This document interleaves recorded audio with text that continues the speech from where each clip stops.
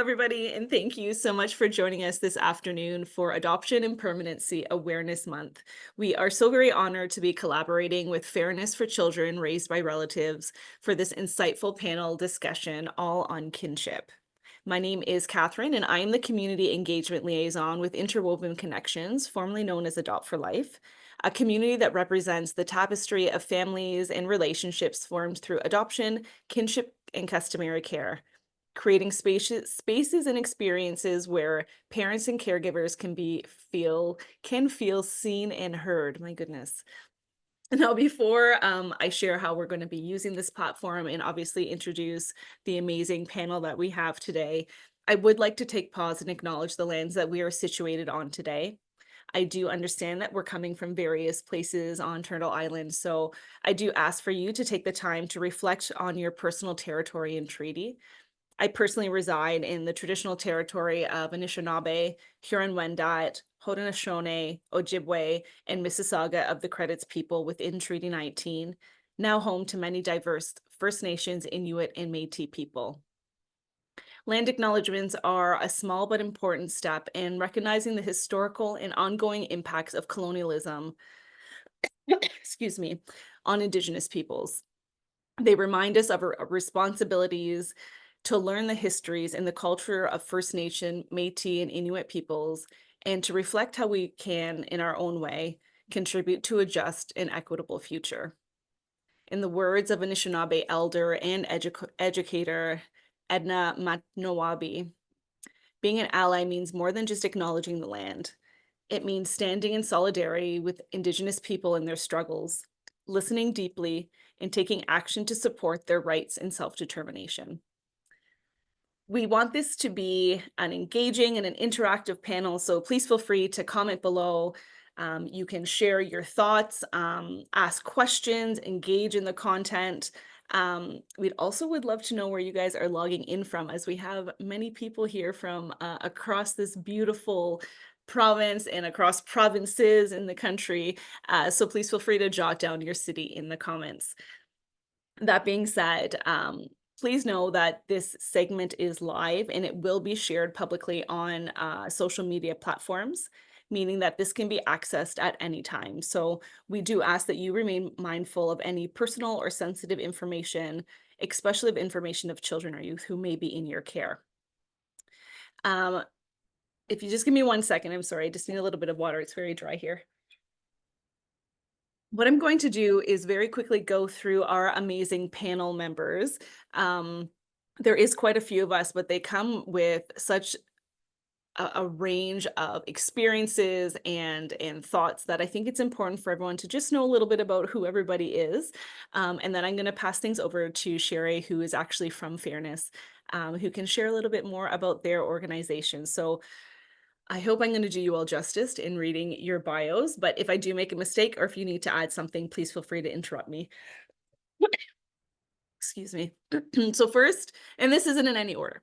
First is Sherry. She is a 70-year-old retired widow, mother of 2 and grandmother of 4, and is a great-grandmother of 2. She's been raising 2 of her grandsons for the past 17 years, and she's also the president of Fairness for Children Raised by Relatives. Joanne is a 63-year-old mother of 2, currently in long-term disability. She has 2 children, one biological and the second family adopted through the ministry. She's now adopted her daughter, who came to her at 6 months, and after spending 2 months in the hospital in the ICU in a foster home. By the age of 2, she had received 10 diagnoses. It has been the journey of both pain and love, and Joanne has been an active member for Fairness since its conception. Gail is now officially a past kinship caregiver. She and her husband have raised their grandson from 4 days old until he was 19. He does still have his room in their home, and he has transitioned into adulthood. Gail has experienced the system, which was adversarial in nature, and found herself having to take on the role of advocate and research to provide for the special needs of her grandson and to ensure the best possible outcome within the school system he attended, as well as within the community. She's also the vice president of Fairness. I'm trying to go fast so that we can have enough time to talk. So I apologize if I'm speeding through this, everybody. What I'm going to do as well is I'm going to put everybody's bio in the comments as well for anyone to read afterwards. Mandy is the director of advocacy of Fairness for Children Raised by Relatives. She is retired parent educator and facilitator for the Boys and Girls Club of Victoria, BC. She's been married for 47 years and has 2 grown children and has raised her son's son with multiple disabilities with very little support from the Ministry of Children and Family Development, and he is now 22 years old. Gary is a retired senior who, with his partner, is raising his 13-year-old Indigenous granddaughter with disabilities. I apologize. They are part of BC's out of care permanent guardianship program called the 54.01, which is a new terminology for us here in Ontario. In BC, 54 families and their children are treated less equitably than most other from the Ministry of Children and Family Services, or MCFD, Family Supports Program. He has been advocating for improvements for 54 families and their children since 2019, initially on his own, and now then as a member of the Fairness Advocacy Committee. Now, turning things over a little bit to the interwoven side, we have the 2 Lindas. Linda S., who you can probably see her name tag there, is a mother of both birth, adoption, and customary care. She is proud to hold her title of grandmother. Professionally, Linda has many years' experience working with children, including 6 years teaching Indigenous children's on reserve in Northern Ontario. She was the owner of a private kindergarten for 20 years. Excuse me. I apologize. Linda has experience in the areas of FASD, ADHD, autism, and other learning disabilities. And as an adoptive parent of an Indigenous child who is now a customary care agreement with FASD, she has spent many years advocating for services, including education, health, mental health, and issues of racism. Okay, last, absolutely not least, is Linda, or Linda K, as we refer to her. Linda is a birth mother of 1 son and is a proud kin grandmother to her beautiful grandson. Linda's lived experience professionally and personally is grounded in breaking down barriers and creating equitable access to services and supports for her own children as well as for others. She has experience with ADHD, learning disabilities, mental health issues with children and youth, autism, global developmental delay, and trauma. She is also very familiar with advocating for change within the criminal justice system. And advocacy for one is advocacy for all.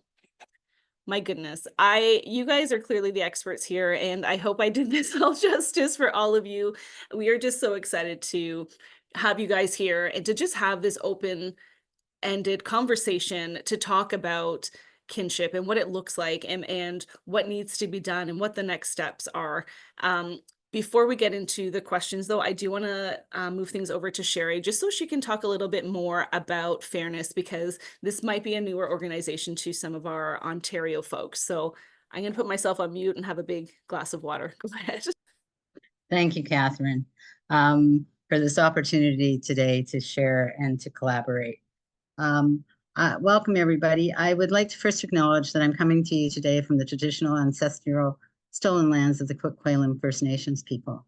I am the proud president of Fairness for Children Raised by Relatives. We are a nonprofit society where members are kinship caregivers and also 100% volunteers.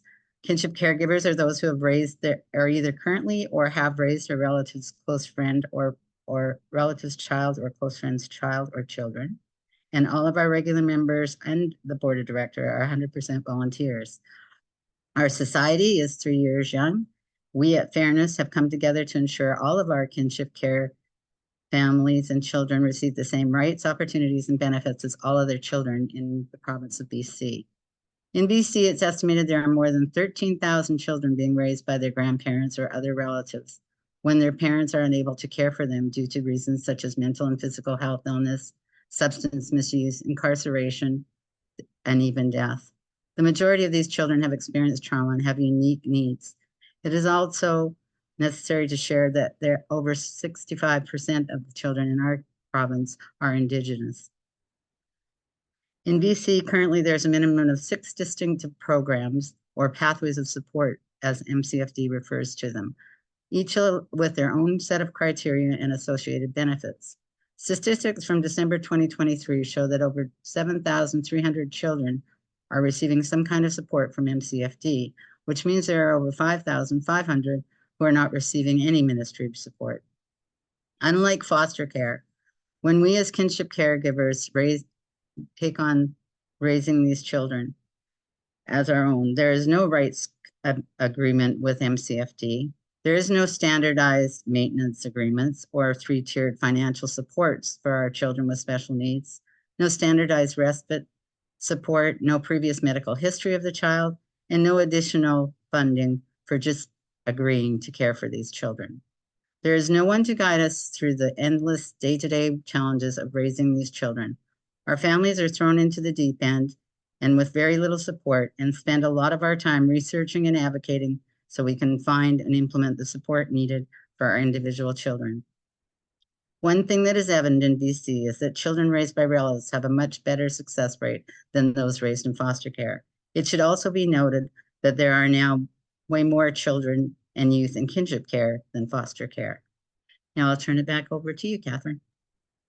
Thank you so much for that, and for helping us get a better overview of how things are up in your province.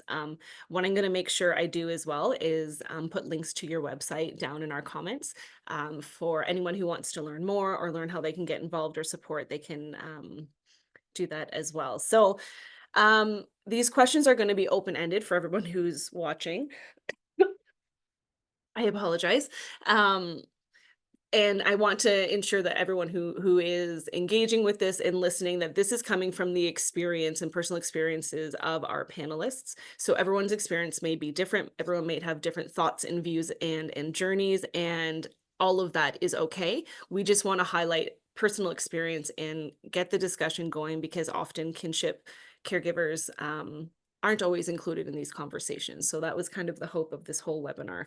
So the first question that I have, and we have 3 people who are going to answer. That being said, if anybody else on the panel wants to provide insight, please feel free to do so. So the question is, in your perspective, how do you define kinship and what are its benefits? So first I have Gail, if you don't mind No sharing. problem. In BC, they define kinship as anyone with a blood relationship, as well as anyone that has a close familial connection. So it doesn't necessarily have to be a blood contact. It can be godparents. It can be just the best friend of the parents of the child. So it's quite wide ranging. We find that I think the majority of kinship care in our province is grandparents. They seem to be the ones that step up in the majority. We do have aunties and others more extended within our group, but mostly it's grandparents and closing in on retirement age. I think the benefits of kinship care are fairly obvious, that there is less trauma on the child because they're going into a familiar house, someplace that they hopefully have been in before, and the unconditional love that kinship care providers give to those children. They're not going to be, ousted from the house because they're difficult or they make, things uncomfortable. Kinship care providers will go out of their way to try and solve these problems and research and get the assessments necessary that they know. So I think that's the benefit, is that family connection is so tight that we sort of withstand the storm of some of the things that our kinship children bring to our households. I really like that, withstand the storm. That's Yes. beautiful. Thank you very much. Joanne, I know Gail shared a lot, but I'd love to hear your perspective as well, or if you have anything else that you'd like to add. Yeah, mine is a little different because I am a cousin. So my now adopted daughter is a cousin of mine, and her birth father is my relative, and so I really didn't know him because he was like the next generation to me. And I was invited into foster by a family member and ended up adopting. So quite a different story that way for me.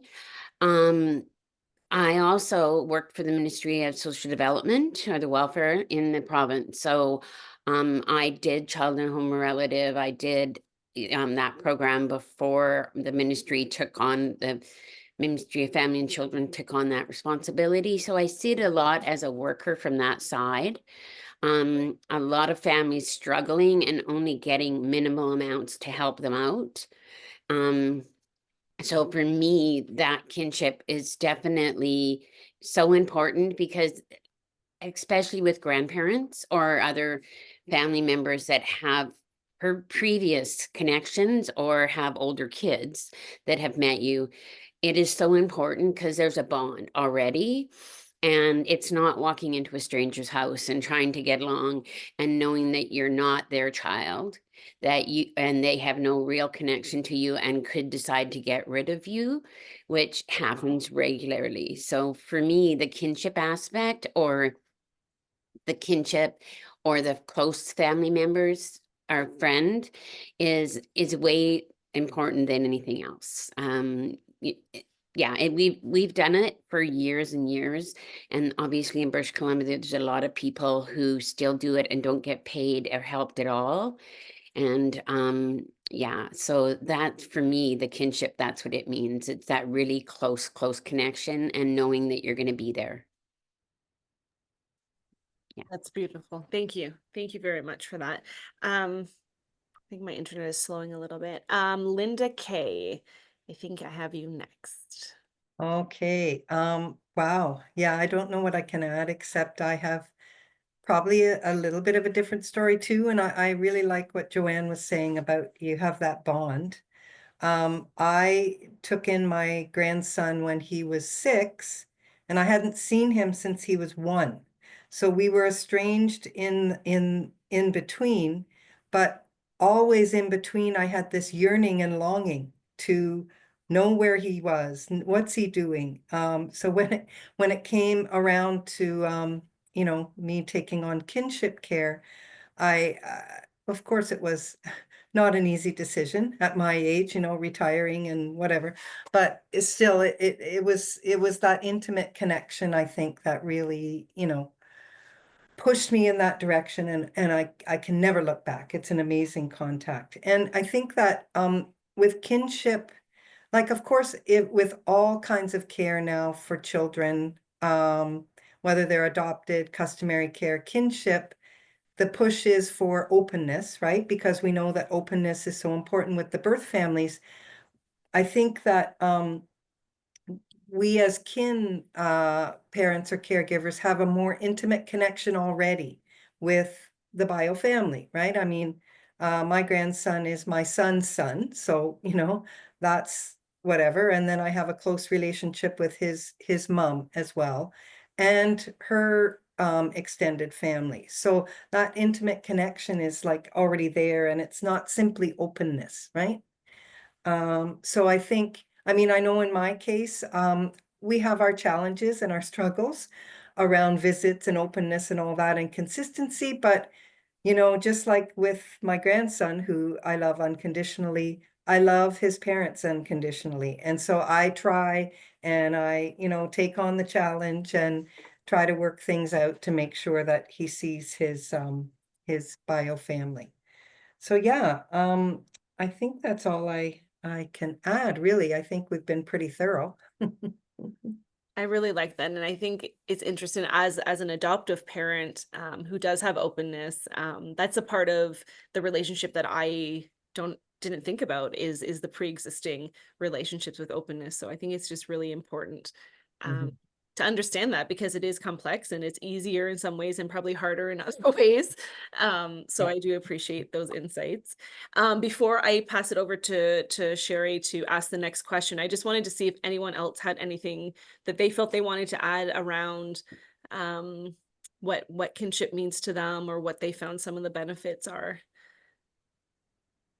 Totally just putting everyone on the spot here. Okay, go ahead, Sherry. Okay. Our second question is, what are some general challenges kinship families face? And what do you think the general public needs to know? Maybe we'll start this one off with Gary, and then we can go to Joanne. Oh. Well, there are a number of challenges, as most of us who are in kinship care know. I'm going to focus a little bit more on the economic challenges, a lot because a lot of my focus and advocacy has been around that issue for permanent guardianship families here in BC. I know it varies across the country, but our granddaughter came to us where we got permanent guardianship for her when she was 2. And we soon found out that we weren't eligible for the Canada Child Benefit, which was a little shocking, but we thought, well, the province is giving us some support at that time, and it was more than the Canada Child Benefit. So we sort of expected we had to deal with that and move on the best we could. However, it was when my granddaughter got diagnosed with multiple disabilities, and I found out that we were not eligible for many of the federal disability benefits that went along with that really spurred my advocacy, because the province here claws back those federal benefits. And so not only do families who have a child here under the permanent guardianship programs have many extra challenges to get supports for their disabled child, but they're also not able to take advantage of some of the federal tax benefits and other things simply because of the Child Special Allowance Act that allows provinces, if they choose to claw that money back, which BC does and puts into their general revenue and uses it for whatever purposes they deem they want to use it for. So that unfairness, and finding out that the province had no other alternative supports when I spoke to them after finding that out, that spurred my advocacy for trying to get a better deal and a fairer deal for families who are raising their children. So that's one challenge, and there are many others, and I know my colleagues will talk about those. Thank you very much, Gary. Did you want to chime in, Joanne? Sherry, it's not me who you had listed for that one. Oh, I'm sorry, they changed that. Sorry, I made some last minute. I believe the interwoven 2 Lindas also. We're going to chat on that as well. But also, if anyone else has something to say, we can absolutely just open it up to the group. Okay, Mandy or Gail, did either one of you want to speak to this one? Yes, I was on a program called CIHR, which is now it's been stopped. It doesn't really exist except for the last few grandfathered members in there. And CIHR was basically run through not through MCFD. It was run through the Poverty Reduction and Social Development group. And it was basically just, you could do an application to say that you're raising your kin.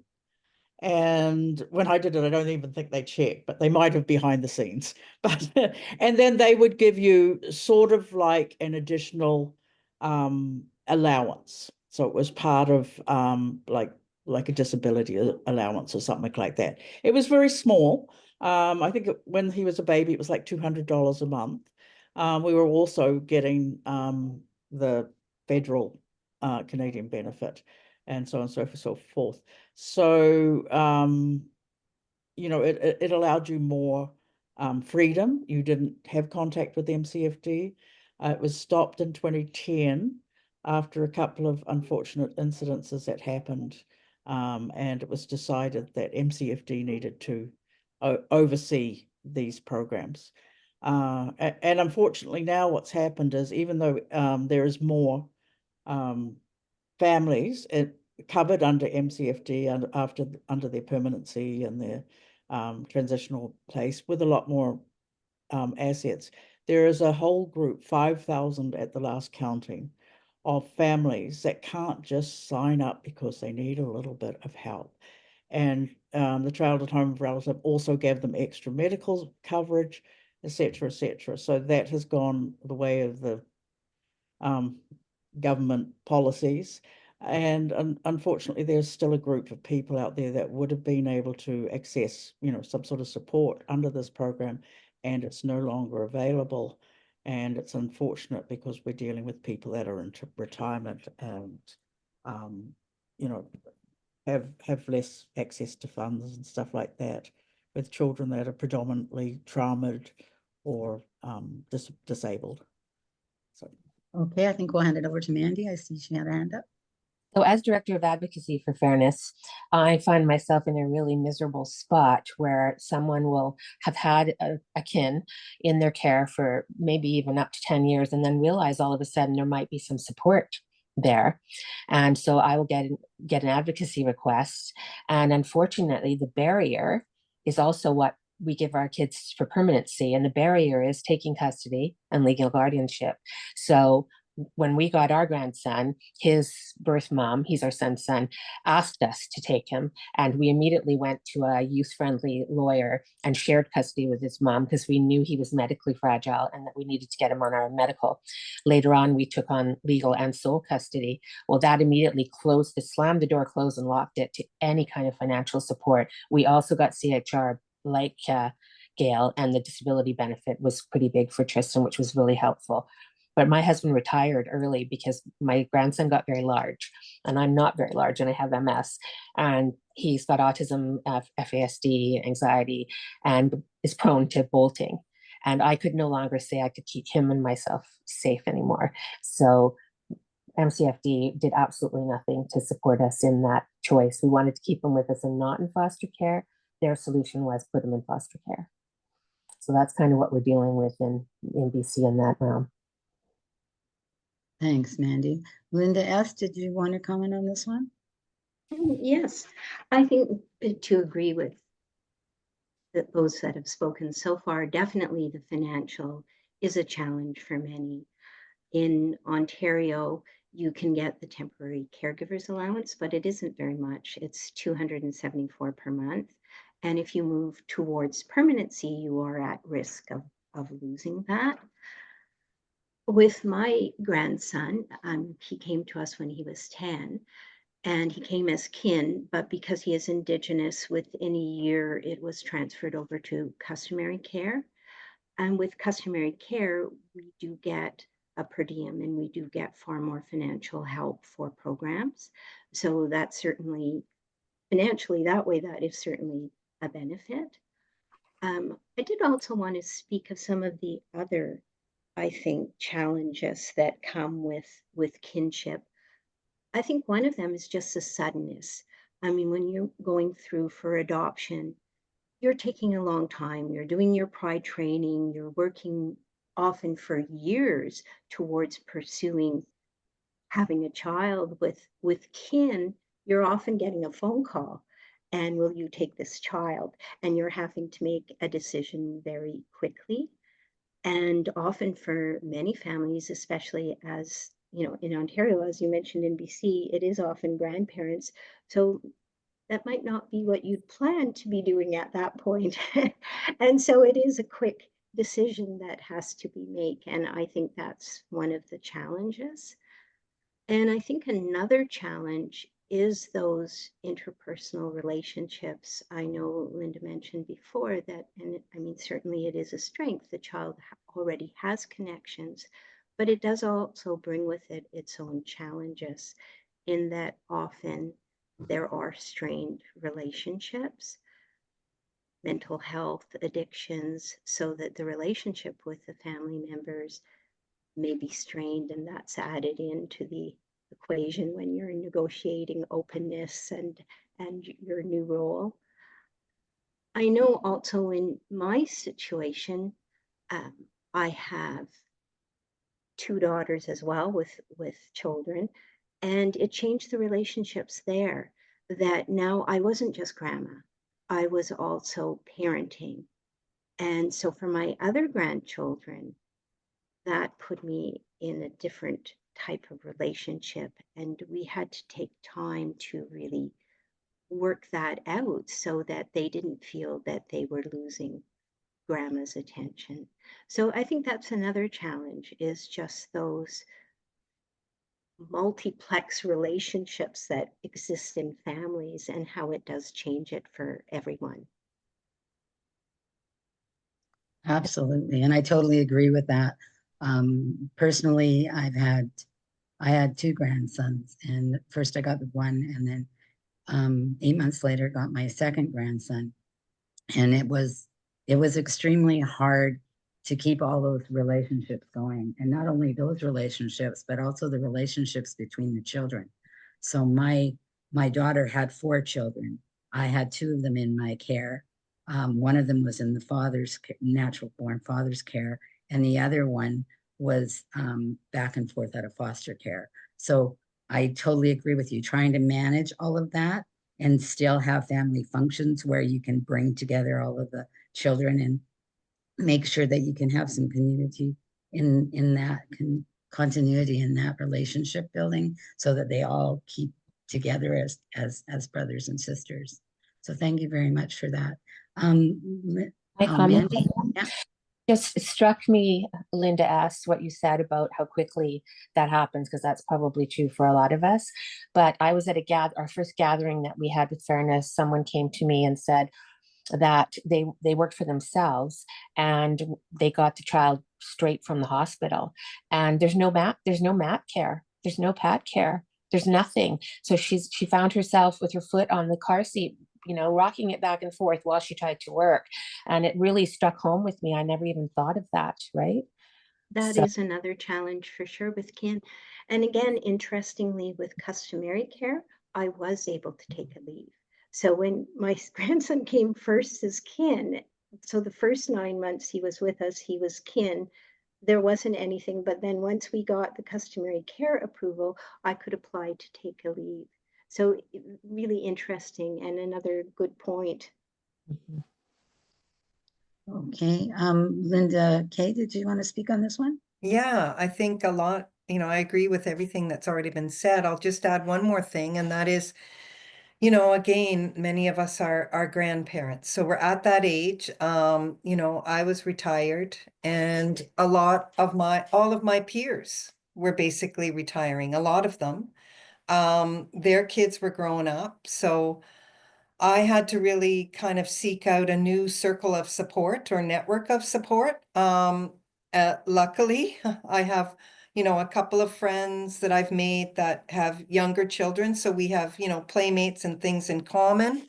And I've been able to, rope in some of my other peers to be able to help out. And they're very willing to do that and support us. Like if I need to take a weekend away or sometimes get away, they'll take my grandson overnight, that kind of thing. But yeah, and also I think with that, going through that evolutionary process to get those supports in place, first of all, when you tell people you're doing this, and I was afraid to tell some people because they were like, what are you, crazy? Like, come on, because they can't really relate to it. They don't have that grandchild. And, all I said to them was, well, if it was your grandchild and he was going into the system, you would do it too, right? So of course, it's normalized now among my circle of support, but I really had to reach out. I don't have other family members that live close to me, so I didn't have that support built in. And yeah, that was another thing. And the other thing I just want to mention around the funding, and Linda S. kind of mentioned this. So yeah, in Ontario, because I have legal custody, I'm eligible for the measly $274 a month, which is Ontario Works Social Assistance.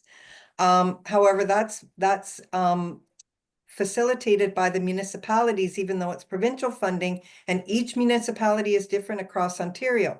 I'm in Toronto, and Toronto, the way they manage it, I never get reviewed and I never get cut off. Well, we've heard of other kin caregivers in other cities in Ontario that have been reviewed, that have been cut off and told, it's no longer temporary care. And then they've had to advocate for that to say, well, yeah, it is still technically temporary, right? Because the child can go back.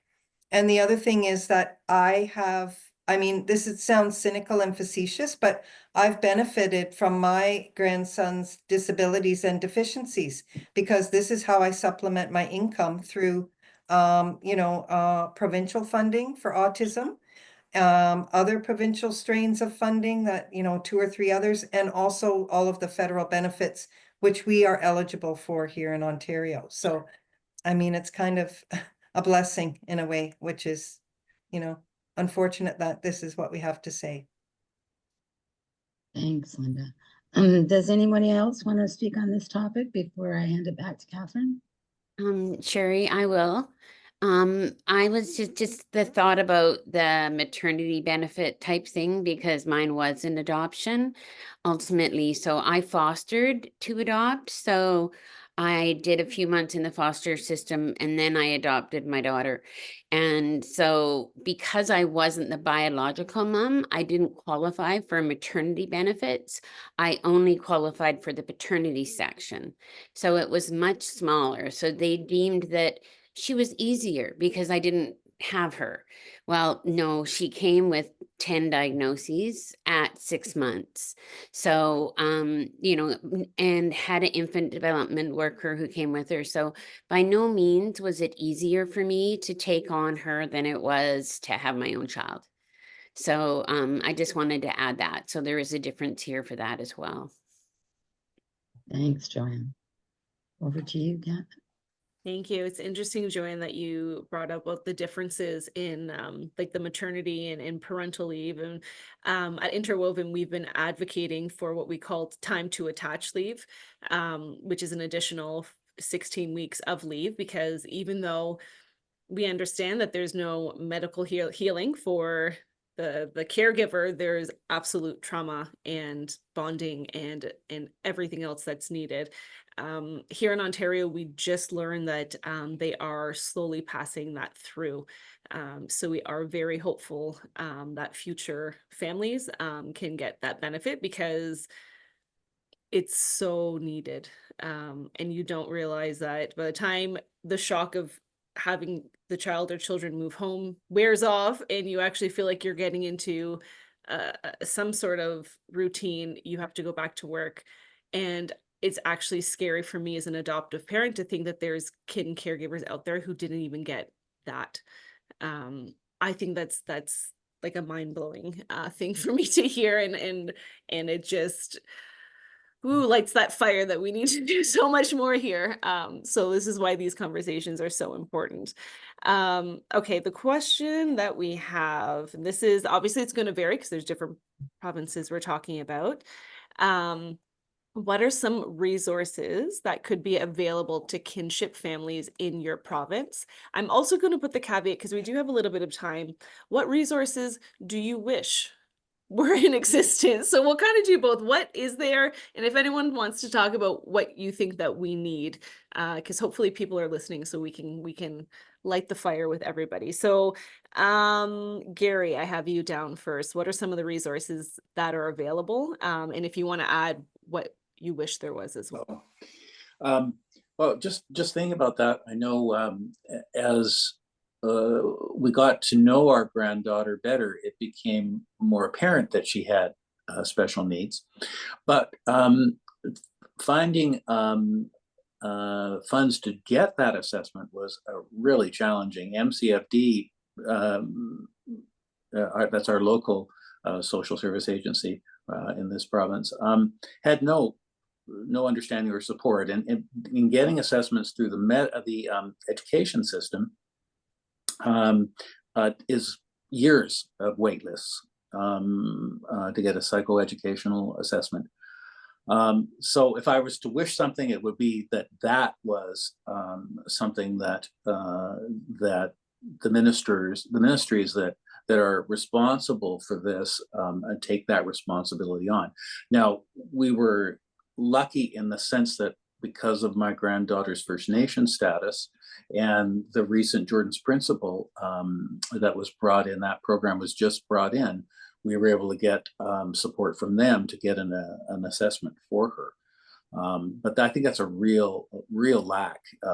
If you're going to be raising children with disabilities, you really need that to get proper services and supports in play for her. And then, of course, there's that issue too.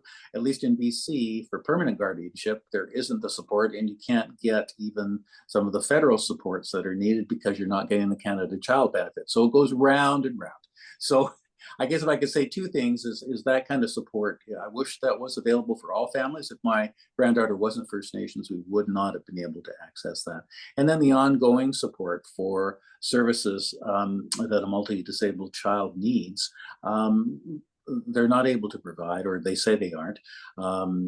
They've recently brought in a program that allows theoretically for that to happen, but we're finding practically that that's not working out at this point. Thank you. Thank you. Linda S., do you want to share a little bit more about some resources that you are aware of in Ontario? Am I putting you on the spot, or this is the one you're answering? No, this is the. Okay, I was just looking at your face for a second. I'm like, I'm just going to throw you in. Answering. And I was going to say, and I think when they mentioned it earlier, often depending on where you're living in Ontario, temporary caregivers allowance is a perfect example. In some areas, it's so easy to get that extended, even when it moves towards permanency, and there's no question. Where other areas, parents are having to really fight for that and to advocate, and sometimes they're still being denied. The same with supports from CAS. If the child has special needs, or is going to require more funding for programs that way. Again, in some areas, I hear from parents that they were able to negotiate with CAS to get a certain amount of funding per month. You go to a different area and that may not be the case. And sometimes it is based on the funding they're receiving too. Some areas do get more funding than others, so it can be due to that. So I think there is that imbalance of what's available. Again, with other services, if you're in a city, often there are other programs that you can find or tap into that may be able to help. If you're in more rural areas, that's probably not going to be so much the case. In terms of what I'd like to see, I know when we're running often our kinship support group, or I'm talking to different people that are kin caregivers, and they're telling me about their financial struggles, I feel badly because my grandson is Indigenous, and because he is Indigenous, we qualify for customary care, which, as I said, does provide the per diem per day, does fund his sports activities. And I would love to see that that was the case for all kin families, that they had access to that type of funding. I think, as everyone has mentioned, kinship has just grown over the last years. And so many placements now are kin placements.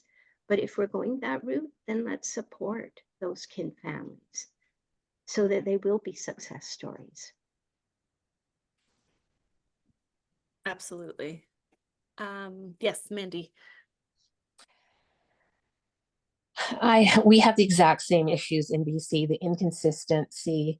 You can put 6 kinship caregivers in a room and probably there'll be at least 5 different pathways to it. The biggest issue that I personally would like to see disappear is something I call forget everything and run, fear.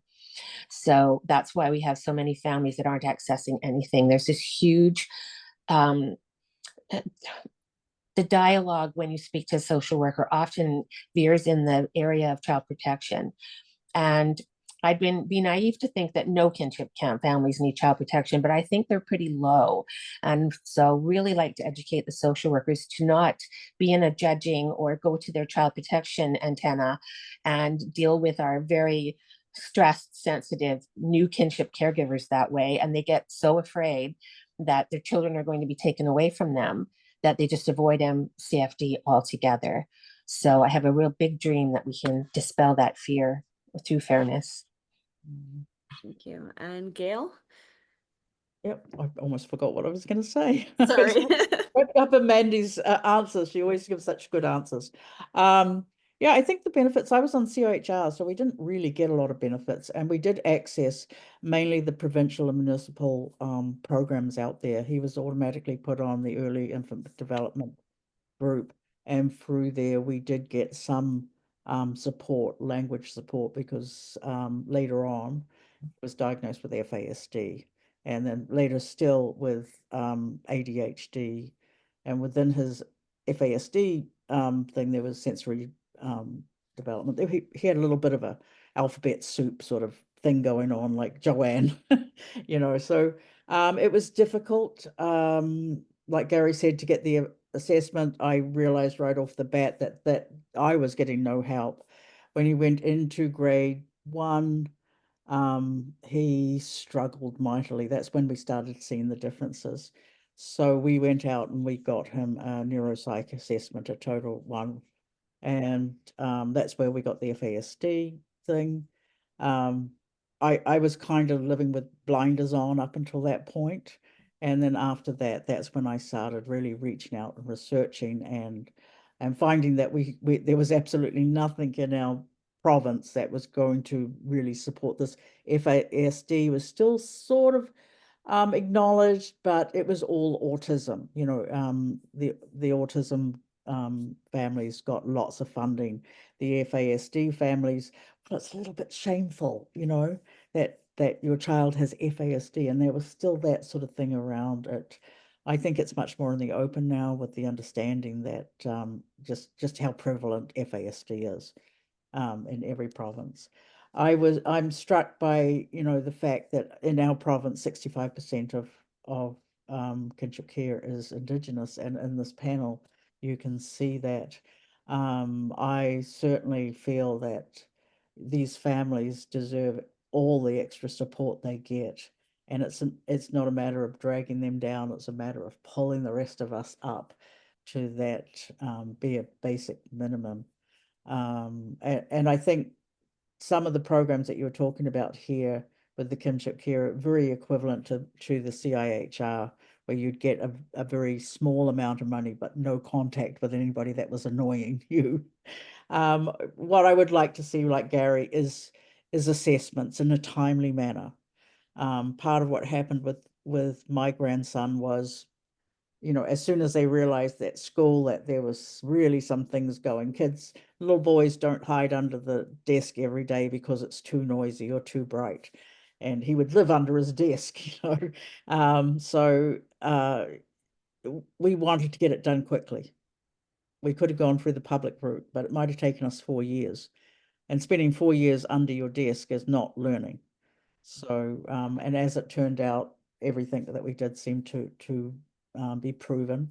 He graduated with his peers. He's out there with a job. He drives. He is an awesome young man. So I really wish that there was more education available, support available for all kinship caregivers, so that they too can experience the fact that with supports, these children can flourish and become, you know, good members of society.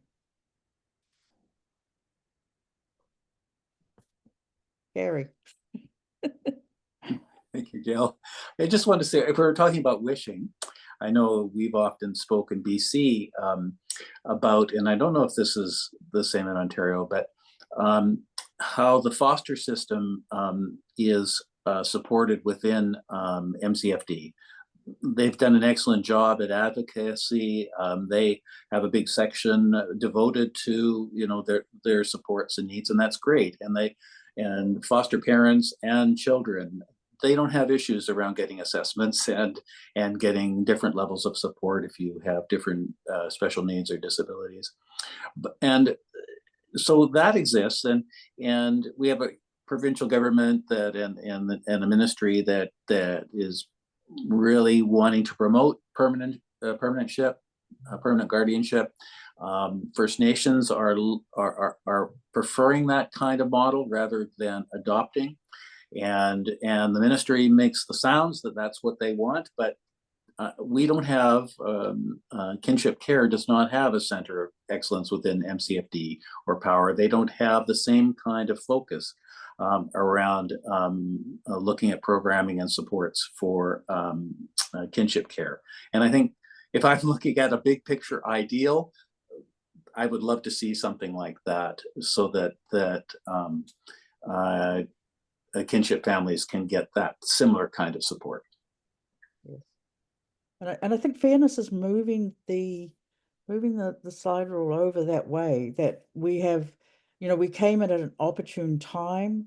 We started banging our drums and talking to people, and it's opened doors to us. We managed to get the CIHR families that are still on there an additional financial benefit of around 8,700 per year, which makes a huge difference in families.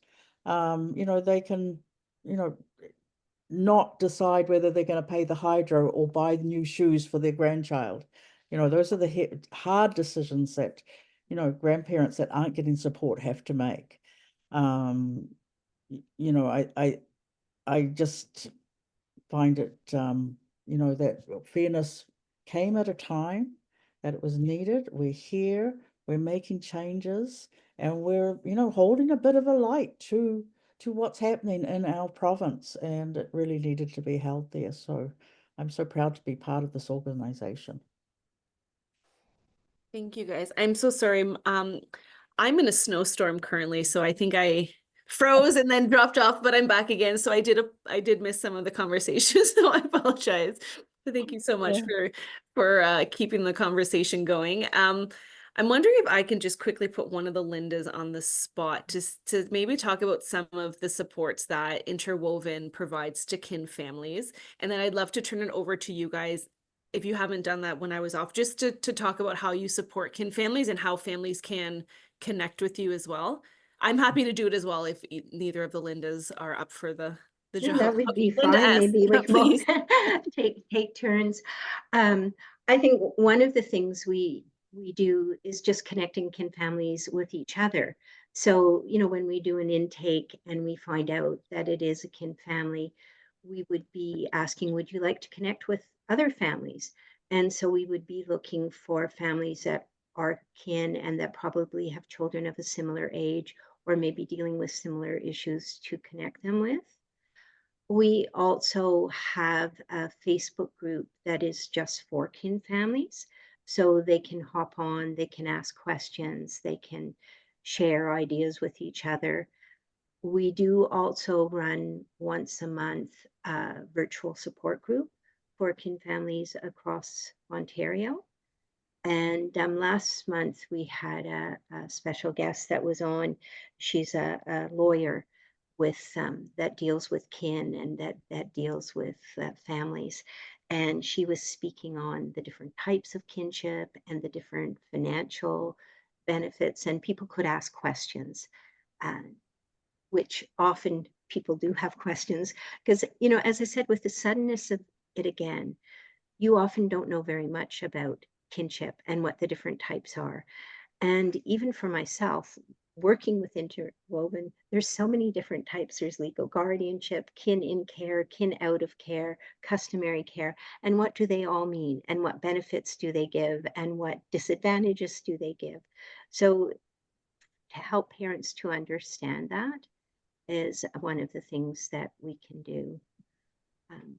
Linda, anything else that you can add to that? Oh, just a couple things. I think probably similar to Fairness for Children.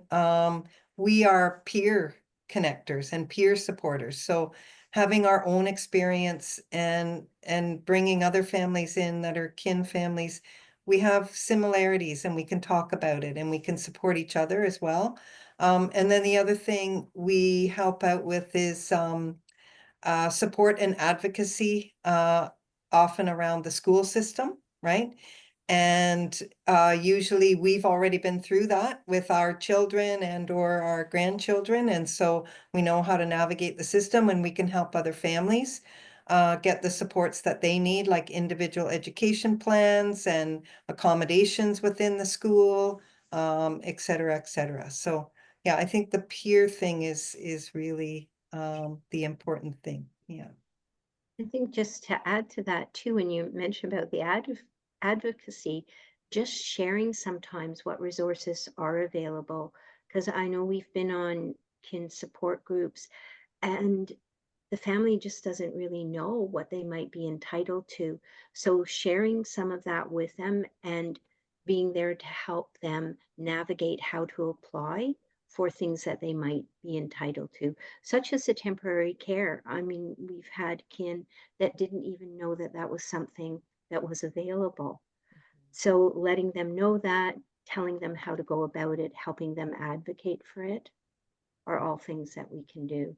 Yeah, that's a good point, Linda. We have a couple of other streams of funding in Ontario. One of the notorious ones is special services at home.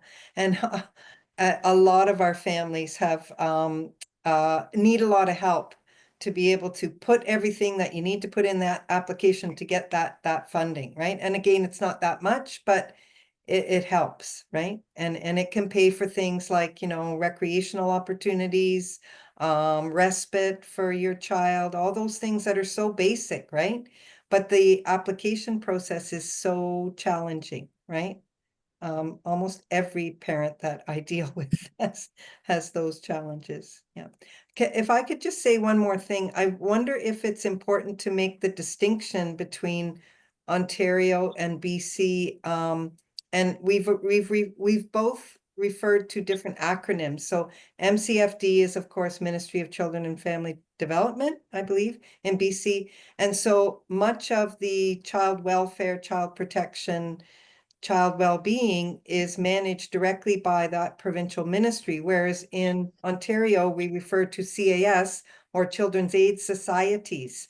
And these societies are regional across the whole province and or categorized by like Jewish Family and Child Services, Catholic Children's Aid, Native Family and Child Services, and they're all not directly administered by the provincial government. They are sort of bodies that are governed by the ministry, but not directly managed by the ministry. And so there may be, I mean, it sounds like you have similar challenges in BC where there's differences across every region, but definitely in Ontario, there's differences across every region. So And how do you accessing. advocate? How do you advocate? Do you have to advocate individually to each of these CAS identities, like in your region? Like we get to go advocate to MCFD, which Right. is the almighty It's God provincial. of Ours children. is totally provincial, so we don't have to do our Yeah. advocacy or work with different locations and different regions. Mhm. Ours is fully right across the province. So we're very lucky that we deal with one entity. And what we have done is we have connected with them in a way that we actually meet with them on a monthly basis. And that has been our feather in our cap to make sure that we get things done. So the CIHR annual top-up happened because of that. Our advocacy goes through all the MLAs and the MPs in the province to get their support, but we also work very, very closely with MCFD and have that tie. So one of the things that Gail did, one of the things we do is we have a gathering once a year. So the gathering is our most important thing. This is where we bring 50 kinship caregivers together face to face to share their stories, to give them information, to have speakers, to provide some educational stuff. This year, Gail was able to work with the operations person at MCFD and take all of the information on those 6 programs that we talked about earlier and get all of the benefits and be able to put those into a form where people could understand them. So she did this, she made them digital. She actually printed them and we brought them. And these people that were sitting there, some of them have been in some of these programs for years and never had any idea of all of the different benefits they're entitled to. And they didn't know that the differences between them. So they could look and they could compare and they could see, because right now in BC, there's a push on to change people from what they call the extended family program which is a program that gives you almost everything you need, to the 5401 one, which is where they don't get to claim a lot of the stuff. So when they're trying to push these people forward to go from one program to the next, it's that fear thing that Mandy was talking about, because it's like they're feeling threatened. Like, if I don't change from this one to this one, and what's going to happen? Are they going to just take my child away? Are they going to make me change? Like, so that fear comes in there as well. But the education and actually getting together with MCFD and being able to produce these things and to share them. I mean, how does it work that you get a contract, and like you say, really quickly, like all of a sudden you're taking on this child, you quickly come into this contract and you have no idea of what your rights or benefits or anything is. Like, that's not normal. You go into a contract, you should know what your expectations and what your things are. So we're really happy to have done that for the kinship caregivers in BC. Really appreciate that. I know this webinar is supposed to be at an hour-ish, but I'm more than happy to keep this conversation going if you guys are good, and people can watch as they can, if everyone's okay with that. If anyone does need to pop off, please feel free to do so. Also, I might, my internet might kill again. So if I don't get back on, I'm just going to ask for one of the Lindas to help wrap up for me. That's okay. But sorry, who was going to speak? Gary, yes. I just wondered, because Gail had asked the question of our Ontario folks, colleagues, about how you advocate when you have so many different, it's not centralized. And I'm curious about that, because although, as Sherry said, in BC, we have an advantage. It can be a disadvantage too, but an advantage of having one source. But we're starting to see, as in our case, that the province is starting to delegate to Aboriginal groups in some centers, which has happened to us. So I'm not sure if down the road we may have similar challenges. So I'm just curious how Ontario does their advocacy or focuses that. We would have to advocate through the individual CAS. So through the CAS that would be in your region. It's interesting that you have that central like that. That's for all across. It seems that would be really nice. I know some families where the child maybe originally was adopted from one CAS, but where the parent is living, it's a different CAS, and they're working with both, because the child's benefits come through the one and the parent's benefits come through the other. So it can get really complex. Would not policy though be the same across all of them? Would that not be provincially mandated, or is it fairly deregulated or decentralized in that way too? Which policy is that? Sorry? Any kind of policy that you might be advocating for change or improvement. Do you have to advocate with each CAS, or do you go to the province for that? It depends on which level of advocacy we're talking about. So I think what Linda's referring to is when we advocate with parents or kinship guardians, we would have to go to that CAS, that Children's Aid Society that they're affiliated with, to get stuff. For an individual, yeah. Yeah, but and each of us, like we cover the whole province, like each of us as peer connectors are in a different region. So I'm in Toronto, Linda's in Ottawa, and then we would have them all over. So we try to develop relationships with our local Children's Aid Societies. So we do presentations with them. We have a fairly mutually respectful relationship. But sometimes when it comes to getting money, it's not so giving. But as Linda was saying before, each of the societies across Ontario do get different amounts of funding from the government, right? So as far as more higher level advocacy, though, our executive director and executive team would advocate directly with the ministry, right, around certain benefits and funding and like the 16-week leave for parents, etc. And Interwoven gets the brunt of its funding directly from that ministry as well, right, to do the job that we're doing. So it does kind of put us in a bit of a situation. But yeah, we still do advocacy. That's complicated advocacy. Um, yeah.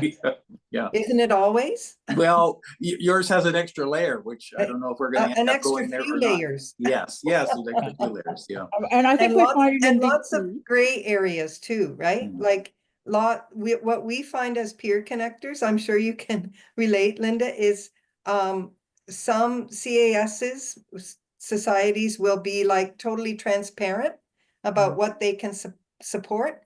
Most times they're not transparent. It's a gray area, and I found this as a kinship guardian, right?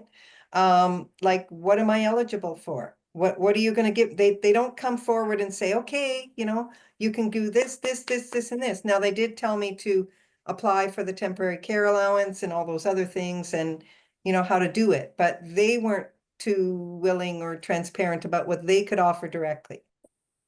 And I found absolutely the same, depending on the parent I'm talking to. Some will say, oh, you know, my worker was absolutely wonderful. They told me about everything I could apply for and what I needed to do.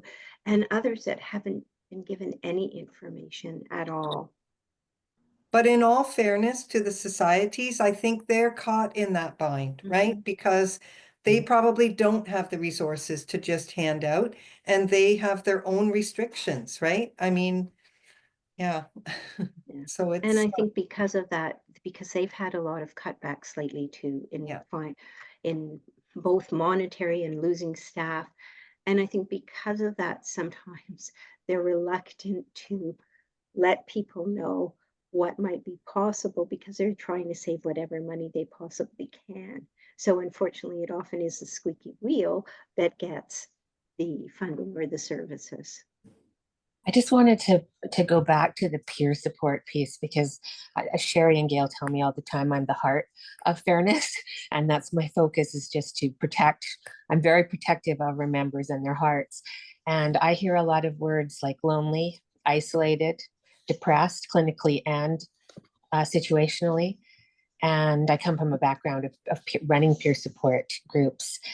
The peer support is just the most important thing. And if I wish I would have had fairness during the last few years where I was advocated literally to death's door for our little guy and trying to keep him safe. It would have been so great to have somebody who'd been there, even a fraction of what I was going through.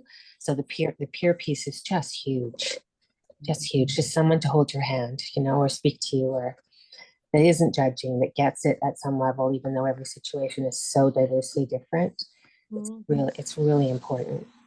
and I'm sort of wondering if BC is becoming or wishes to become more like Ontario now that they're downloading a lot of the supports to the Indigenous bands, What I wondered. friendship groups or whatever, friendship centers, whatever they call it, where it makes it more difficult to advocate for the umbrella when, you know, the friendship center group has got different avenues for you know, getting support, which is great. I think Jordan's principle was, you know, long needed. And of course, in BC, we do have the, you know, the generational issues with our Indigenous things where they really do fear MCF. It will make our advocacy more complicated though, Gail, if they go that route. Yeah. As Yeah. Ontario's experiencing it. Yeah, and I'm not, I mean, I think it's great that there is things like Jordan's principles that can support the Indigenous children because they deserve it in many multi-generational ways in our province. But I realizing at the same time that it does make it harder for fairness to reach out and gather all kinship care under our umbrella and to speak for everybody. If we're sort of joined I up. was just going to say, even with Jordan's principle, though, it's really challenging lately because the wait time can be over a year. I have an application in from last February that still hasn't even been approved, let alone moved to the stage of going to get it refunded. And that's really common. Many of the families that I talk to, there is such a delay. And so for families, I mean, if you're going for a psychoed assessment, that's $3,000 or more, and you aren't able to pay that up front, you're not going to be able to get it done because of the wait time that's involved with Jordan's principle. And a lot of places, psychologists, different people that used to accept the application going directly to Jordan's principle will no longer do that because of the wait times. It's good you brought that up, because my experience until this year had been very good, very positive, but not this year. Yeah. Yeah. It took 6 months longer. It was really challenging. And so I've heard that this is getting common across the country now, because so many First Nations families now are aware of it.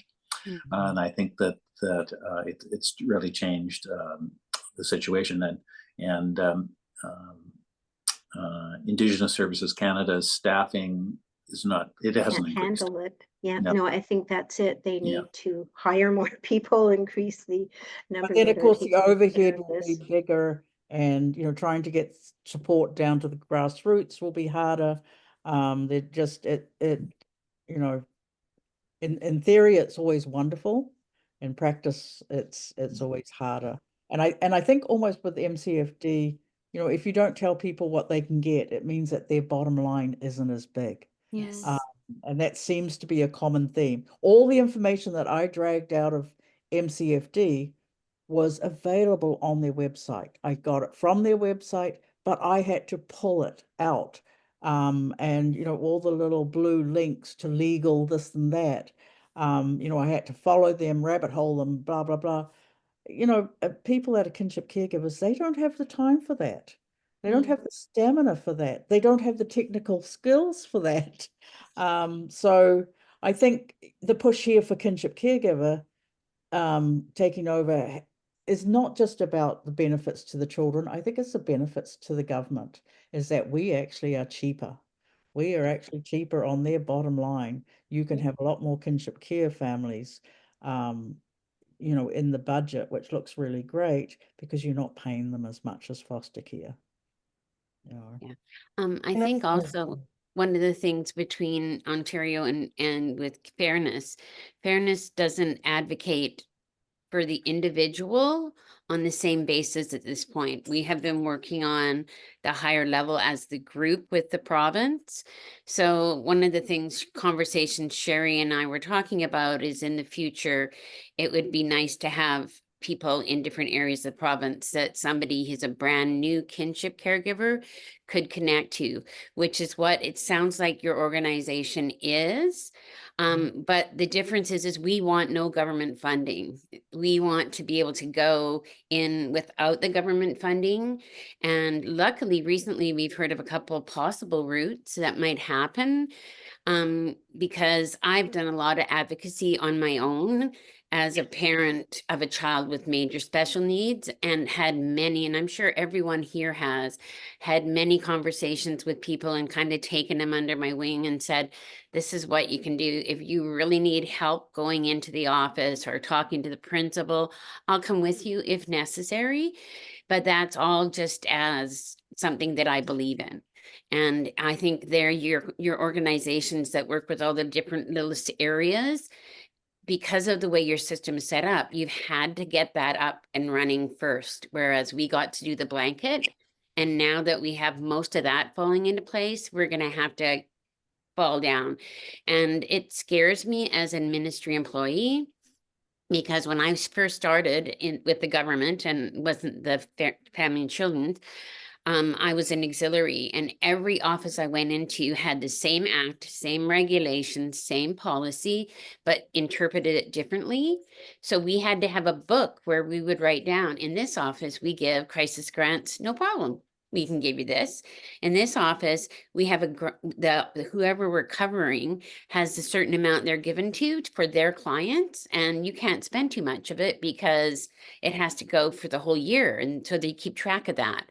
So every office was different. And that's what scares me if they start doing every band, because there's a lot of bands in the province.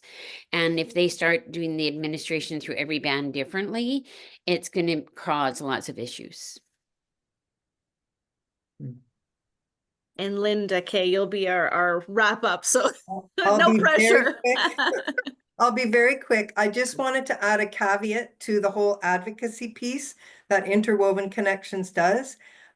It's not always adversarial stuff. I think the benefit that we have is that we have contact with so many adoptive, kinship, customary care, parents and caregivers and families across Ontario, and we collect the data, it gets analyzed. And another part of our role is we really help to educate the ministry around what the needs are, who these people are, how often this is happening, what are the challenges, and all those things. So I just wanted to kind of add that as a caveat. Sorry. No, I appreciate that. I wish we could stay on for another 3 more hours because I know I'm learning a lot personally. But we will wrap it up there. And I wanted to thank each and every one of you for coming and sharing and having this conversation. It's not always an easy one to have, but it's one that needs to continue. I think we have to keep having these conversations, and I'm so glad that we now have this relationship, because don't think you'll be able to get rid of us anytime soon. So thank you guys so much at Fairness, and obviously our wonderful Lindas as well. For those who are watching, whether it's live or you're watching on a replay, feel free to comment, feel free to share your experiences, ask questions. The good thing is I know how to get a hold of everybody here. So we can make sure that that those connections are made. I do want to just end off by letting you know that our friends in BC, or sorry, our friends in New Brunswick, just shared that all of you guys are so inspiring, and to thank you all so much for sharing. So the impacts of these conversations hopefully will spark other provinces to keep advocating and fighting. So for everybody who's watching and our panelists, I really appreciate your time. And hopefully we will see you guys all soon. Bye.